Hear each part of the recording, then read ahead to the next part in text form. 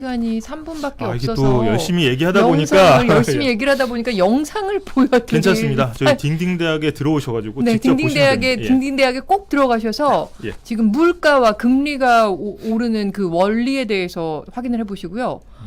하나 더 있었잖아요. 이렇게 물가랑 금리가 오를 때 네, 사실은 답은 버티는 거 아닙니까? 예, 어떻게 버티는 버텨야 건데 됩니까? 사실 인플레이션의 고통은 어떻게 보면 자산가들보다는 굉장히 좀 서민이나 하루하루 이제 월급 생활자들한테 굉장히 크게 다가오는데 네.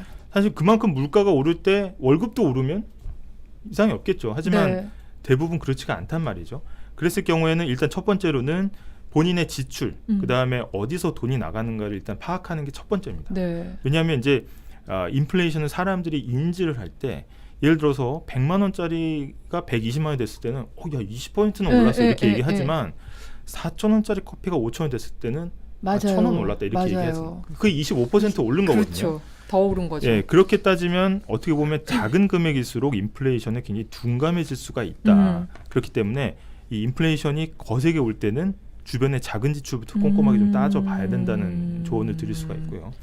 게다가 이제 주변에 대출을 받으신 분들 같은 경우에는 대출 이자가 이 인플레이션 잡기 위해서 중앙은행이 금리를 올리지 않습니까? 네. 그러면 중앙은행이 금리를 올리면 시중금리가 따라서 올라가고 대출금리도 오르게 되기 때문에 본인이 대출이 많고 부채가 많다고 하면 이 대출금리를 좀 다시 한번 꼼꼼히 좀 체크해 보셔야 된다. 네. 이런 조언들 좀 드릴 수가 있습니다.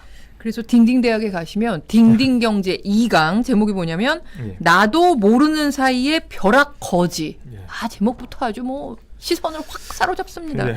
물가와 금리가 오를 때의 대처법 이게 네. 제목입니다. 조금이라도 네, 꼭 가서 한번 보시면 나도 모르는 사이 벼락거지가 되는 걸 막을 수 있는 방법 양효걸 기자가 정리를 해놨으니 꼭 보시기 바라겠습니다.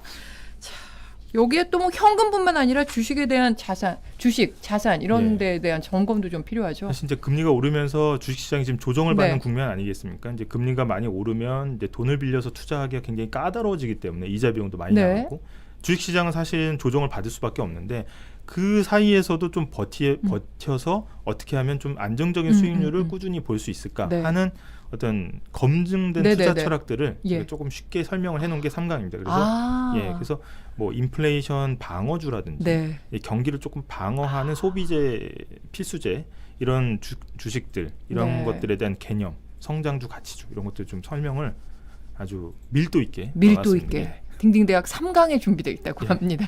저희가 너무 홍보해가지고 여기 또 다음 주에 못 나오는 거 아닌지 모르겠는데. 아닙니다. 55초 남았습니다. 예. 딩딩대학 양효걸 기자 너무 잘 들었습니다. 예. 다음 주에도 유익한 내용 부탁드리겠습니다. 예, 감사합니다. 감사합니다.